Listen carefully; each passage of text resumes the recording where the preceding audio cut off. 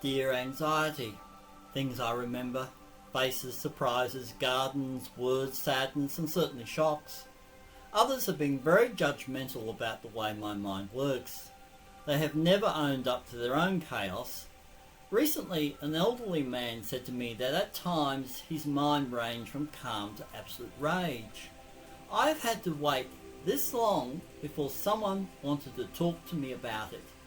Some people I now see use my upset mind as a way to manipulate me by suggesting angry thoughts were violent and dangerous. Someone forcefully argued that I had nothing to complain about, that the world was perfect and I was to keep my thoughts to myself, while another was much nicer about it and told me I was immature. Why is the subject of one's mental states not transferred more honestly?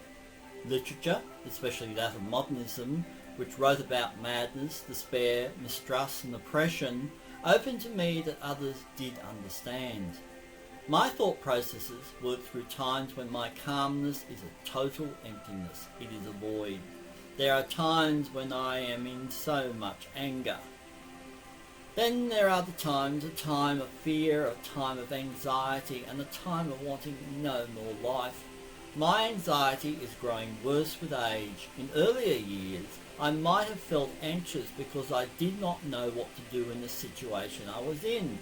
How to talk to someone, how to sustain a conversation, to meet someone. But now I have the sense I do not want to bother. And my anxious state comes from the thought I have to keep going in a world that demands action. I do not want to. I want to be left alone. My aging does not suit me. Aging is the toughest test for people who survive ill health, the ravages of nature, and the general carelessness of others. Poor social policies, rampant avarice, wars, unstoppable diseases, and abuse will make life hard for most people at some point in their lives. But having survived everything thrown at us, then we must all grow old and die. The dying bit does not worry me. I will decide that. But living as an elderly man bothers me a lot. It bothers me because the world is obviously mad, insane, and horribly fixated on self-destruction. As I could not have the sensible conversation with my schizophrenic mother because common sense ideas could not get in, I cannot have sensible conversation with most living in this world. Too many talk gibberish.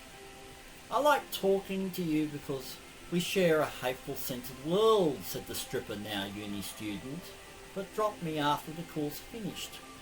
I was probably barking up the wrong dancing pole. I often think anxiety is an idea, a reaction that has not yet found its place on the sideboard and hides wrapped in a brittle tissue in an old shoebox in the upstairs spare room wardrobe. It is a misunderstood artwork, too abstruse for others to ponder. We who suffer anxiety are considered the mad ones, and crazy makers love that. They want to see anxiety as a serious mental illness to control your distress.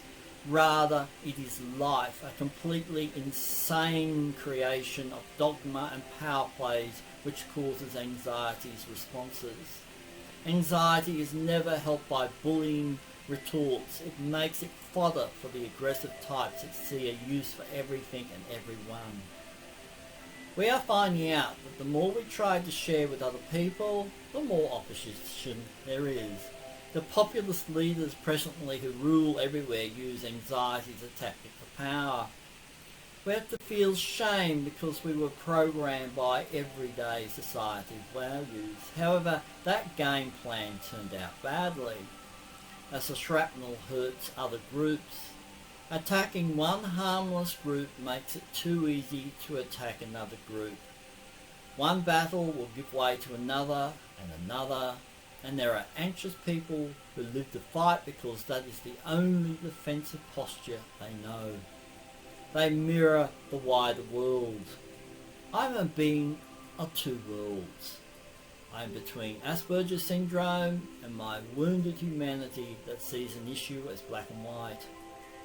So we go chasing after various gurus and people, we go chasing after various things. Maybe we adopt a philosophy or a practice or whatever, and we believe that.